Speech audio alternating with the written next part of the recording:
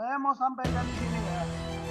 Kalau ada ormas, kalau ada orang, ada kelompok yang menyatakan bahwa mereka menciptakan Pancasila, mereka sudah berdosa kepada Tuhan.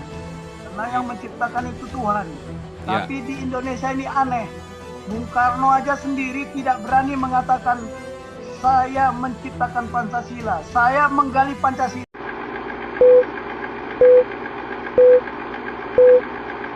Silakan Pak Jenderal. Ini kebetulan ini tokoh-tokohnya masuk semua ini. Oke, baiklah. Tadi saya dengar si Junior ngomong dia nggak setuju dengan nilai-nilai Pancasila. Berarti dia tidak percaya kepada Tuhan dong. Saya udah menyebarkan ya, bahkan di mana-mana saya sudah ngomong bahwa asal muasal Pancasila, tolong dicatat ini ya buat orang-orang yang ada di Zoom ini. Saya tegas, nilai-nilai Pancasila itu asal muasalnya dari Tuhan. Jadi kalau orang yang membenci Pancasila, nilai-nilai Pancasila, berarti dia tidak bertuhan. Saya mau beritahu, ketuhanan yang Maha Esa, bukan ketuhanan yang Maha Eka. Esa, Elohim. Let us make the man like us. Adam sudah bertuhan, manusia pertama. Dan ini ya, nilai-nilai Pancasila. Makanya Bung Karno tidak pernah mengatakan saya pencipta Pancasila. Semua ciptaan Tuhan. Yang kedua, itu Adam sebagai manusia pertama udah bertuhan langsung, berkomunikasi langsung, bermusyawarah langsung. Kita ini nggak bisa berkomunikasi kepada Tuhan kecuali mereka yang tidak berdosa. Jangan kalian bilang kalian pendeta bisa, bohong. Ya, saya beritahu sekalian, kecuali mereka yang tidak berdosa. Ya, kemanusiaan yang ada dan beradab sudah Tuhan ciptakan juga. Jangan bilang tidak. Ketika Tuhan melihat kasihan Adam itu sendirian. Jadi nilai-nilai Pancasila itu sudah ada sejak Tuhan menciptakan surga-surga dan bumi ini. Yang ketiga, persatuan. Mengapa dia menciptakan manusia itu supaya bersatu? Yang keempat, musyawarah untuk mufakat. Apa enggak ada? Manusia bermusyawarah untuk mufakat dengan Tuhan. Mulai dari Adam, mulai Lot, mulai Nuh, mulai Musa. Semua keadilan sosial. Lihat, ketika kita melanggar hukum Tuhan, hukum itu sendiri yang menghukum kita. Jangan bilang nilai-nilai Pancasila itu berita Junior itu. Di orang Batak itu sudah ada. Sebelum negara ini ada, sebelum Pancasila ini ada, sudah diaktualisasikan. Coba contohnya. Ya, orang Batak dulu sudah bertuhan. Opung saya bertuhan itu berdoa tiap malam sampai umurnya 100 tahun. Ya, yang kedua, ada kemanusiaan dan beradab. Di mana? Lihat aja orang Batak. Berkemanusiaan enggak dia? Yang ketiga, semangat persatuan. Dulu orang Batak makan aja satu tampah, rame-rame. Ya, kalau mau pergi ke sawah, mereka rame-rame. Sekarang udah nggak lagi. Yang keempat, musyawarah untuk pangkat. Tolong ini orang Batak di sini ya, biar tahu. Ada martongo raja, ada martupal. Keadilan sosial, pembagian harta warisan ada. Jadi jangan bilang tadi orang Batak itu memalukan itu, si Junior itu. Makanya dia nggak tahu nilai-nilai Pancasila itu dari mana. Ya. Kemudian tadi ada yang setuju kalau konstitusi dilanggar. Itulah kesalahan pemimpin kita, perlu dicontoh itu. Kenapa? Senior can do no wrong. Karena dia presiden dipilih, tapi kelakuannya seperti raja. Raja tidak boleh berbuat salah. Raja saja melanggar konstitusi. Lihat, Raja Prancis dipenggal ke kepalanya. Jadi karena kita kebiasaan mentolerir, melanggar konstitusi boleh. Siapa bilang? Ingat, konstitusi itu ada prinsip-prinsip yang harus dipatuhi dan harus tidak boleh dilanggar. Makanya keliru. Oh kok contohnya Bung Karno, kok contohnya Harmoko? Nggak bisa dong. Kalau gitu nanti semua rakyat bisa melanggar. Hati-hati ya statement itu. Makanya para elit itu tidak paham. Seperti saya katakan tadi. Ya, saya orangnya tegas. Mau apa? Saya tantang sekarang. Kalau saya bilang itu salah, apalagi elit yang ngomong. Tahu nggak?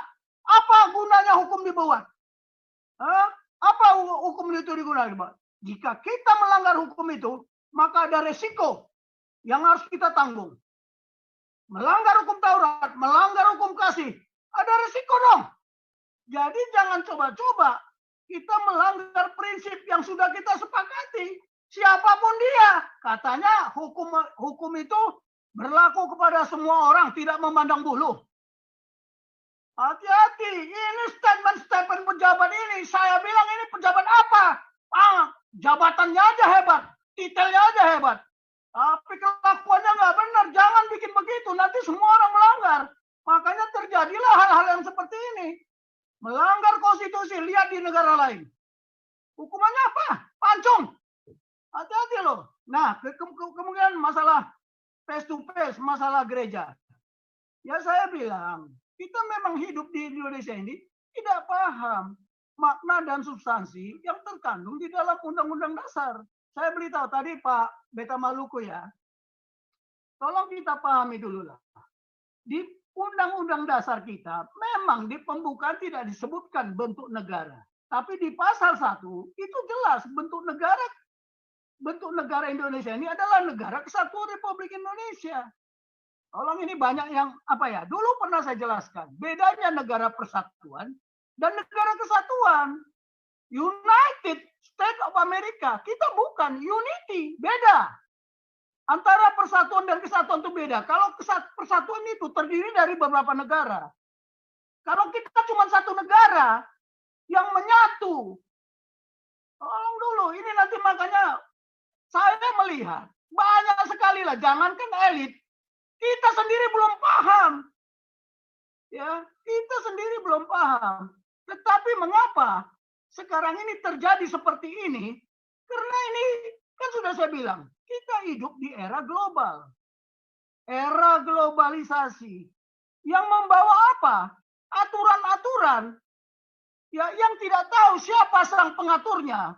Tapi kita diatur oleh aturan-aturan yang justru menghancurkan kita sendiri. Itulah globalisasi dan ini proses loh ya. Sekarang kenapa?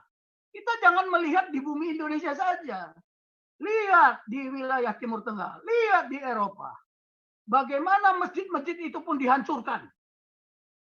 Ya, bayangkan ke Polandia saja nggak boleh satu Muslim pun masuk di sana. Jangankan masjid. Apa kata orang Polandia? Tanah ini adalah milik raja kami. Tuhan Yesus Kristus. Loh, dengar, lihat. Makanya kita harus melihat secara terbuka. Karena dunia ini sudah menyatu. Menjadi apa? Menjadi kampung. Setelah globalisasi ini, era-era khilafah ini kan dari luar juga. Yang namanya transnasional ideologi. Transnasional keyakinan. Yang ini harus kita waspadai. Kalau saya kan kemarin udah bilang. Kalau memang kita tidak bisa membangun gereja di situ, pertanyaan yang pertama, apakah itu rencana Tuhan atau rencana manusia? Atau rencana setan? Tiga-tiganya harus kita kaji. Nah, saya, tolong ini Pak Panjaitan, di kampung nenek moyang saya, di daerah Utagalung itu berdiri masjid. Ada masjid di situ, di wilayah yang namanya Tanah Batak, itu tanah adat.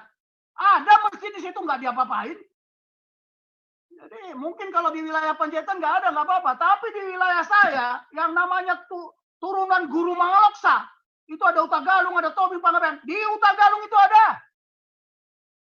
Jangan kita bilang tidak ada. Sekarang masalah intoleransi, ini sudah bukan hanya masalah di Indonesia, masalah dunia sekarang. Ya, ini saya mau sampaikan, hati-hati berdiskusi yang tidak paham Pancasila, yang tidak paham undang-undang, ya silakan. Tapi itu undang-undang kesepakatan. Tadi kan saya bilang, konstitusi sumber hukum tertinggi di negara ini. Tapi udah diamandemen. Nah, kalau yang diamandemen itu ya perlu dipertanyakan, mengapa mereka mengamandemen seperti itu.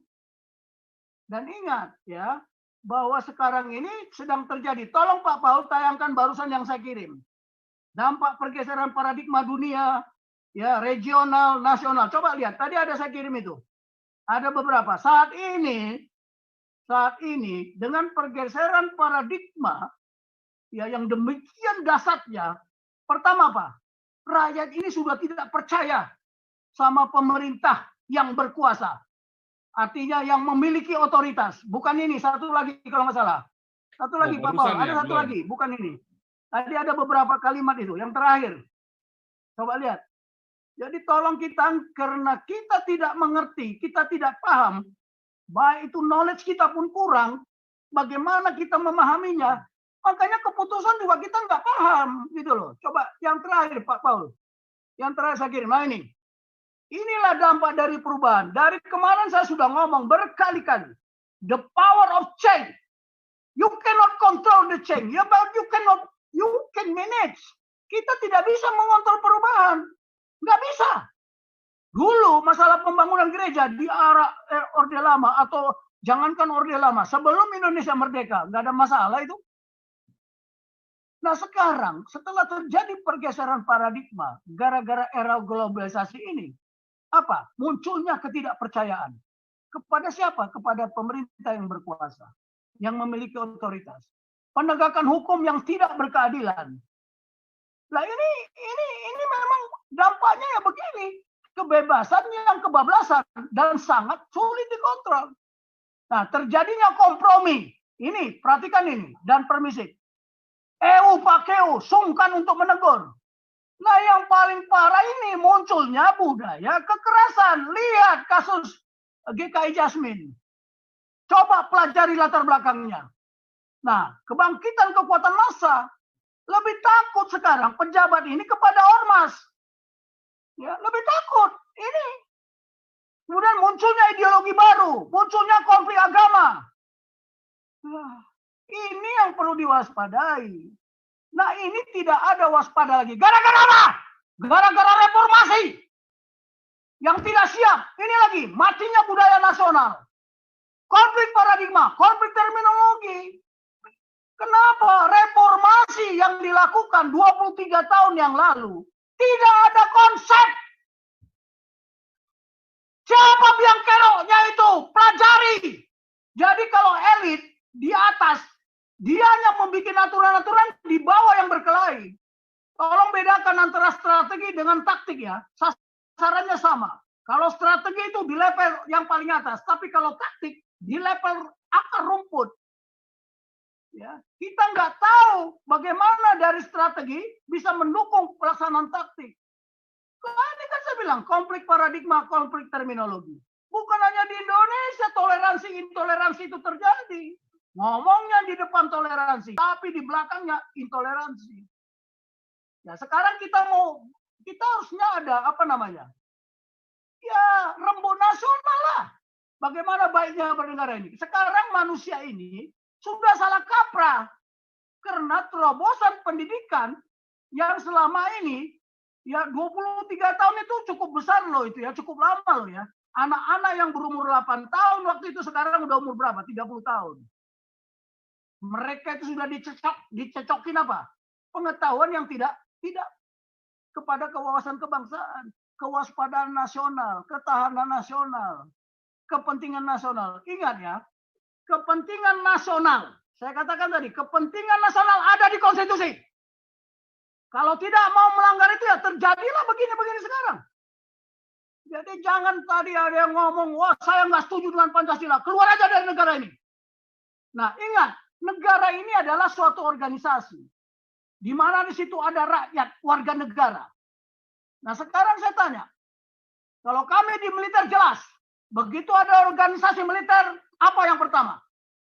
Ya akibatnya kepada kami sehingga kami jadi militer. Yang pertama, ada hak dan kewajiban serta wewenang. Ada tugas yang harus kami kerjakan. Yang kedua, saya harus patuh kepada aturan. Kalau kalian patuh enggak, bohong. Ya. Yang ketiga, saya harus bisa berkoordinasi dengan siapa saja. Nah, karena saya bagian dari organisasi, sekarang sebagai warga negara. Ini negara, makanya tadi apa?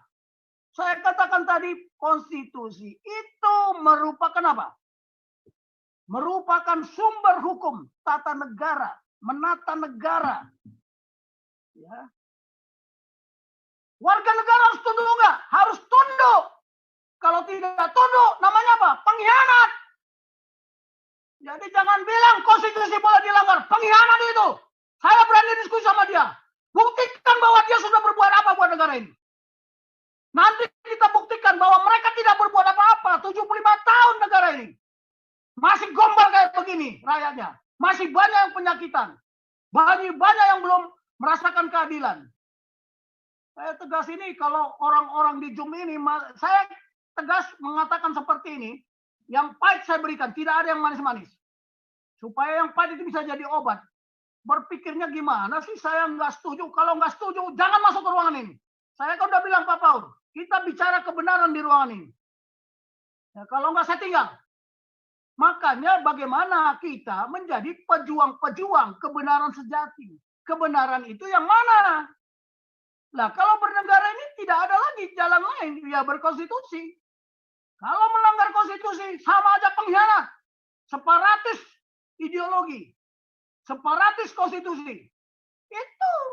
Lihat mereka yang khilafah-khilafah itu. Ini yang harus kita tegaskan.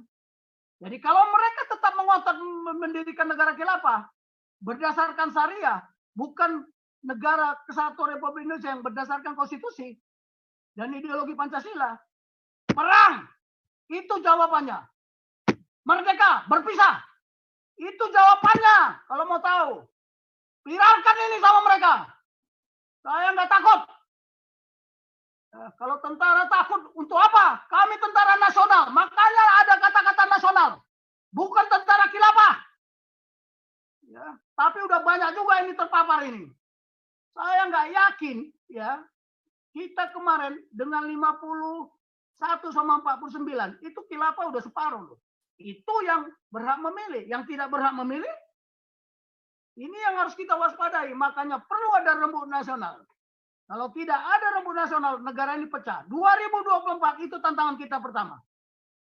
Jadi saya mau beritahu ya, jangan kita berkomentar di sini, didengar orang, tapi nggak benar kompasnya. Ingat, kita bukan jarum jam ya. Kita harus pegang kompas. Tadi udah saya katakan, the great act of leadership. Dia punya kompas, punya pedoman, punya panduan. Mau kemana? Ya tidak ada jalan lain. Satu-satunya ideologi bangsa ini adalah Pancasila. Satu-satunya ya konstitusi di negara kesatuan Republik ini adalah Undang-Undang Dasar 45. Itu. Nah, terutama adalah pembukaannya yang tidak boleh dirubah. Tidak boleh dirubah. Karena merubah itu berarti apa? Merubah negara. Batang tubuh boleh, silakan. Tetapi itu pun harus ada patokannya. Harus ada standarnya. Mengapa negara kesatuan? Karena unity in diversity. Diversity in unity. Jangan bandingkan sama Amerika. Makanya demokrasi Amerika dilakukan di sini bertentangan demokrasi Pancasila. Apa yang terjadi? Benturan kan? Kenapa? Yaitu tadi demokrasinya demokrasi mayoritas. Voting. Itu yang diajarkan sama founding fathers kita. Oh tidak, hati-hati. Itulah kita mencoba merubah, mencoba mengingkari yang sudah disepakati oleh para founding fathers. Apa? Rasakan akibatnya. Ya, hukum dibuat bukan untuk menghukum, tapi untuk menyelamatkan. Jangan salah, hukum Taurat dibuat Tuhan. Bukan Tuhan ingin menghukum kita, tapi untuk menyelamatkan kita. Hati-hati loh. Anda ini para pendeta, ya para pastor, jadi contoh. Saya nggak pernah belajar teologi, tapi saya tahu apa aturan main. Di TNI itu kalau melanggar aja, hukumannya udah apa? Teguran. Kalau kita nggak ada teguran, siapa yang negur itu Syariah Bima? Harusnya gubernur menegur dia. Gubernurnya ditegur oleh siapa? Presiden dong. Persoalannya sekarang, saya katakan tadi nggak, sejak kita merdeka, hubungan antara pusat dengan daerah tidak harmonis. Kecuali di era Orde Baru, gubernur macam-macam, selesai. Sekarang gubernur dipilih, bupati dipilih. Lu merintah gua gubernur. Gua dipilih rakyat gua loh ya. Lu jangan macam-macam bikin aturan. Itu yang terjadi. Negara ini sudah negara gagal sebenarnya. Lihat aja di daftar negara gagal, kita ranking keberapa? Beda dengan Singapura, ya, beda dengan Australia, beda dengan Finlandia. Kita tidak termasuk negara gagal. Hati-hati loh ya, hati-hati kita bicara. Saya bicara kalau nggak benar silakan penggal kepala saya. Itu taruhannya. Makanya saya nggak berani ngomong tanpa ada patokan. Itu si Junior itu beritahu itu. Memalukan orang Batak itu. Ya. Batak itu sudah berpancasila, belum dinormalkan. Sudah dinyatakan, diaktualisasikan. Maka disebut apa? The Golden Rule of Batak. Ya. Musyawarah mufakat, musyawarah untuk mufakat, selalu bermusyawarah. Ya, semuanya raja, tapi tidak ada saling menguasai. Itu mengikuti siapa? Mengikuti ajaran Tuhan. Halo, Junior. Kamu Junior sudah tamat apa kau sekolahmu? Jangan-jangan kau, aduh, kampungan juga kau bikin malu orang Batak kau. Didengar orang Batak. Orang Batak sudah punya the golden rule. Dalian Natolu. Apa itu Dalian Natolu? Itulah semangat persatuan itu. Jangan ajarin orang Batak. Orang Batak itu katanya turunan Yahudi itu. Pak Paul, Yahudi yang bilang itu katanya. Tapi masih perlu dibuktikan karena belum pernah dites DNA. Bandel ini Junior ini. Komentar saya, bikin malu. Oke, ini sekaligus penutup ya. Artinya Anda jangan coba-coba bilang Pancasila bukan satu-satunya ideologi di Indonesia ya. Saya aja yang sudah di luar negeri masih bilang Pancasila itu satu-satunya anugerah yang paling hebat buat Indonesia. Ya karena dengan begitu Indonesia bisa bersatu. Kalau nggak ada Pancasila udah kelar itu Indonesia. Walaupun sekarang ada upaya-upaya untuk menggagalkan Pancasila ya. Dan saya Nabi ke-26 menggugat Indonesia dan menggugat Pancasila supaya bisa ditegakkan dengan seadil-adilnya dan sebenar-benarnya di Indonesia tanpa kompromi. Begitu kita kompromi sedikit pun akan terjadi pergeseran-pergeseran yang luar biasa. Dari pergeseran terminologi sampai pergeseran paradigma dan akhirnya pergeseran ideologi